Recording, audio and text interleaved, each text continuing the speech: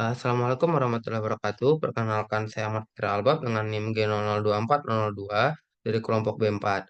Baiklah, saya akan menjelaskan laporan anatomi laporan 3. Itu dengan skenario Andre seorang mahasiswa tingkat akhir merasa tidak nyaman setelah mengkonsumsi makanan cepat saji selama sebulan penuh karena kesibukan menyelesaikan skripsi. Ia sering mengalami perut kembung, rasa tidak nyaman di bagian bawah perut, dan gangguan buang air besar. Dalam obrolan ringan di kampus, Andre mengeluh kepada Anda sebagai teman yang baik, jelaskan kepada Andre tentang traktus esophagus inferior. Oke, kita lanjut ke pertanyaan yang A. Jelaskan tentang perbedaan jejunum dan ileum. Nah, oke, baiklah di sini saya akan menjelaskan perbedaan karakteristik daripada jejunum dan ileum. Nah, jejunum dan ileum itu bisa kita bedakan dari beberapa ketentuan, mulai dari letak, habis itu ada warna, habis itu bentuk fasa rekta, sejumlah arkadnya, dan juga bisa kita lihat dari jumlah player plug. Pertama itu saya akan membahas dari letaknya. Untuk jejunum itu sendiri itu cenderung berada di regio umbilicalis. Sedangkan untuk ileum itu ada di sebelah kanan bawah kafum abdomen atau pelvis. Nah, untuk warnanya jejunum itu cenderung lebih gelap daripada ileum dan juga cenderung lebih diameternya lebih lebar daripada ileum.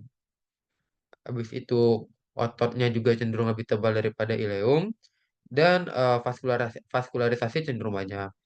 Eh, dan untuk vasa rektanya itu pada jejunum itu cenderung lebih panjang daripada ileum. Akan tetapi untuk arketnya itu jejunum itu memiliki arket yang lebih sedikit dan juga lebih simpel daripada ileum. Mana ileum memiliki arket yang lebih kompleks. Itu bisa dilihat pada gambar. Nah, berikutnya ada jumlah plaque pair itu pada ileum pada jejunum itu ada sedikit. Sedangkan untuk ileum itu udah lumayan banyak. Oke, lanjut. Oke, berikutnya itu saya akan menjelaskan yang B. Jelaskan tentang struktur bangunan yang ada di kolon. Nah, kolon itu ada apa-apa aja sih bangunan yang penting. Nah, secara umum kolon itu nanti akan ada 5 buah bangunan yang cukup penting. Itu ada Taenia coli, habis itu ada incisura dan hosta, habis itu ada plica semiulnaris, habis itu ada appendix epiploica, sama ada terakhir ada sulci.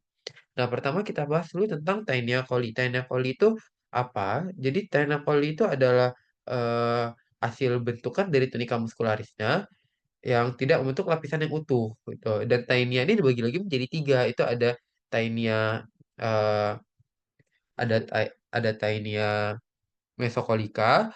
Ini adalah yang tempat perkatannya dengan mesokolon. Lalu ada Taenia liberalis, itu adalah Taenia yang tidak berikatan dengan apapun. Dan yang terakhir itu adalah Taenia ommentalis yang berhubungan dengan omentum maius. Nah, habis itu ada Incisura dan Hosta. Incisura dan Hosta ini bedanya apa sih gitu? Nah, untuk Incisura sendiri itu adalah lekukan dari eh, si eh, kolon ini. Nah, sedangkan untuk Hosta, Hosta itu adalah kayak peninggiannya itu. Nah, peninggian dari kolon seperti yang tengok itu kayak bukit-bukitnya itu. Nah, sedangkan untuk pelika, pelika itu apa tuh? Jika kita lihat dari dalam, itu akan nampak balasan dari apa dari si Incisura. Nah, lalu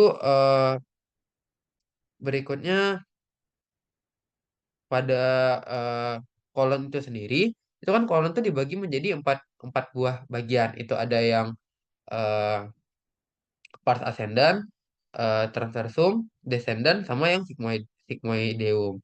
Nah, setiap dari itu ada beberapa belokan atau flexura. Nah, itu ada apa aja? Itu ada flexura collidextra yang berfungsi untuk membelokkan dari kolon ascendant menuju kolon transversum, dan ada flexura collisinistra untuk membelokkan dari kolon transversum menuju kolon descendant. Oke, lanjut. Jelaskan struktur anatomi yang berhubungan dengan pengeluaran feses. Nah, untuk ini kita harus mengetahui dulu apa sih organ yang diminta. Jadi orang yang diminta itu adalah anorektal atau rektum dan kanalis analis. Pertama kita bahas dulu rektum. Rektum itu ada beberapa bangunan khusus yang ada. Itu ada seperti ada flexura sacralis, habis itu ada plica transversalis recti, dan juga ada ampula recti. Nah, untuk zona transisi dari rektum ke kanalis analis itu juga ditandai oleh linea. Itu linea apa? Linea anorektal. Nah, berikutnya itu kita bahas tentang kanalis analisnya. Nah, kanalis analis ini itu eh, dibagi menjadi tiga buah segmen. Itu yang pertama itu ada zona kolumnaris, dan habis itu ada zona pektan, dan terakhir ada zona kutanea. Nah, tiga ini itu dibatasi oleh masing-masing itu dibatasi oleh dua buah eh, linea, yaitu antara satu dan dua antara kolumnaris dan pektan itu dibatasi oleh kolom oleh linea pek, pectinae, oleh linea sorry oleh linea kolom rektal,